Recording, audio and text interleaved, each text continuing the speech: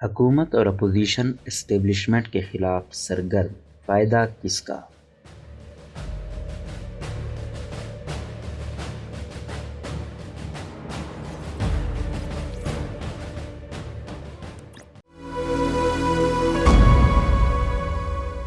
Senior صحافی ہارون رشید کے مطابق پاکستانی سیاست میں حیران کرنے کی صلاحیت میں سالہ سال سے کوئی تبدیلی نہیں آئی ہے، یہ آج بھی بھرپور انداز میں صرف بڑھی ہے۔ سیاستدانوں سے معاملات آپس میں حل ہوتے نہیں اور نشانے پر بالآخر ریاستی ادارے آ جاتے ہیں، کبھی عدلیہ تو کبھی فوج پر تنقید۔ سیاستدانوں کے بیانیے کی دال جب عوام میں نہیں بکتی تو اپنے گریبانوں میں دیکھنے کی بجائے دوسروں کے گریبانوں تک پہنچ جانا آج کا سیاسی دستور بن گیا ہے، چاہے وہ حکمراں سیاسی جماعتوں کا اتحاد پاکستان ڈیموکریٹک موومنٹ ہو یا حزب اختلاف کی بڑی جماعت پاکستان تحریک انصاف۔ دونوں ہی نہ الیکشن کمیشن سے خوش، نہ عدلیہ کے حامی اور نہ ہی فوج کے دلدار دکھائی دیتے ہیں۔ تازہ خبر یہ ہے کہ شہباز شریف کی مصالحاتی ہانڈی کو ایک جانب رکھ کر میاں نواز شریف نے کم بیک کرتے ہوئے دوبارہ فیصلہ کیا ہے کہ اب دوبارہ مزاحمتی سیاست کریں گے۔ ملک معاشی اور سماجی مسائل کے دلدل میں اتنا پھنسا ہے کہ حکومت میں جو بھی آیا اپنی مقبولیت قائم نہ رکھ سکا۔ اس لیے ہم 2008 سے لے کر آج تک 3 انتخابات میں 3 مختلف پارٹیوں کی کامیابی اور حکومت بنانا دیکھ چکے ہیں۔ یہ بات تو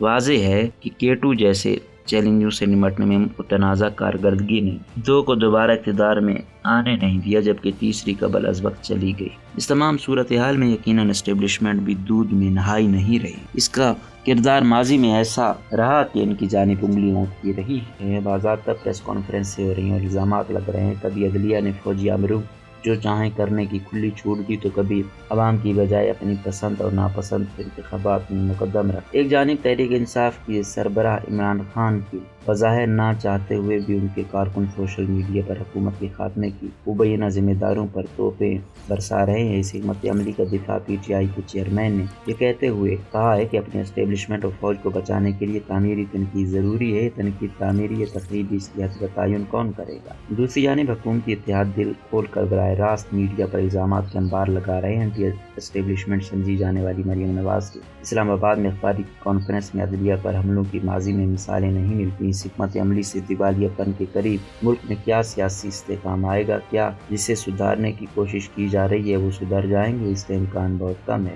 اگر اس وقت کوئی اتفاق کی رائے دکھائی دے رہا ہے حکومت اور اپوزیشن میں تو وہ ہے کہ دونوں ہی اسٹیبلشمنٹ کو نشانہ بنانے پر متفق ہیں اور دونوں مزاحمت کے بیانیے میں اپنا بقا دیکھ رہے ہیں۔ حکومت اور اپوزیشن دونوں صورتوں میں اپنی مقبولیت قائم رکھنا مشکل ہے، لہٰذا ایک دوسرے کے علاوہ اسٹیبلشمنٹ بظاہر آسان ہو جاتا ہے۔ سیاسی تجزیہ کار اور سیاسی تحقیق دونوں اطراف سے نالا عبدالقیوم کنڈی کہتے ہیں کہ عوام یہ سمجھنے سے تاثر ہے کہ ان سیاستدانوں کی یہ مزاحمت کس کے خلاف ہوگی، کیونکہ جن سے شکوہ تھا وہ نیوٹرل ہو چکے یا نہیں ہوئے۔ ان سیاستدانوں کی سیاسی غلطیوں سے ہم پریشان کن صورتحال کو پہنچے اور آخر میں ابلتی سیاسی ہانڈی کو ٹرکا چودھری شجاعت نے لگا دیا۔ اعلیٰ عدلیہ میں لوگوں کے مقدمات سالہ سال سے پھنسے ہوئے ہیں، ان کی پرواہ کیے بغیر روزانہ سیاسی معاملات جن پر پارلیمان کے اندر ہونے چاہیے عدالتوں میں پہنچ جاتے ہیں۔ یا تو پارلیمان کو ختم کر کے اس پیسے پر ایک الگ نئی عدالت قائم کر دی جائے جو آئینی و سیاسی مشکلات پر روزانہ سماعت کیا کرے، یا پھر پارلیمان کو اپنی عزت واپس دلانے کی ضرورت ہے۔ سپریم کورٹ میں پنجاب کے وزیر اعلیٰ کے انتخاب کے معاملے کی باقاعدہ سماعت کے آغاز سے قبل 9 سیاسی جماعتوں کے قائدین نے اپنی عدالت لگا کر اپنے فیصلے اور رائے دینا شروع کر دی تھی۔ اس روش سے کسی کی وقت اور وقار نہیں بڑھے گا، بلکہ سب عوام کی نظروں میں متنازع و کمپرومائزڈ بن جائیں گے۔ کسی حد تک یہ ہدف حاصل کیا بھی جا چکا ہے، لیکن یہ سلسلہ اگر اسی طرح جاری رہا تو وہ دن دور نہیں کہ عوام کسی پر بھی بھروسہ نہیں کریں گے۔ اس وقت ضرورت شاید سیاستدانوں اور اسٹیبلشمنٹ کے درمیان ایک قومی مشاورت کی ہے۔ زیادہ دیر کا ملک متحمل نہیں ہو سکتا، سب کو اپنے رویے بدلنا ہوں گے۔